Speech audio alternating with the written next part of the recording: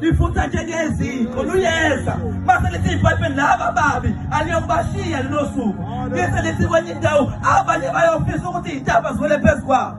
ngaleso sikhathi ukufa ke bekuvaliwe kaze uthembe njengoba ungena Jesu uthi ohlabelela imibuso yaleliswe isingcolisile imbhalo kwalotshwa ngayo mase uyaqhubeka umhleli ethi usemnyaka uJesu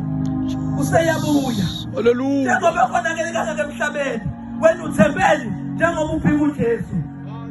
inkinga-ke le yabantu abaphika uJesu kazi bathembele lithi iBhayibheli uma sithembesela ukusindisa ongaka siyophunyuka kanjani ngoba liyazi ulaka likaNkulunkulu lufutha njengeziko njengoba ubona kukhona iy'khukhula eThekwini ulaka likaNkulunkulu kwaprofetha ngeziko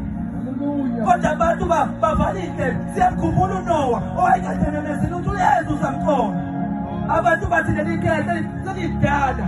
bathi leli khehla lelikhuluma into engayani kanti usuku luyeza bese iBhayibheli uJesu iyofika njengasey'nsukwini zikaNowa ababegana betisa benza konke iminyaka yalelizwe kanti uzamkholo uyeza useyabuya uJesu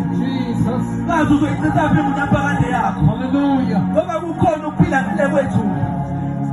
ukuphila ngale kwethu nakuhlukene kabili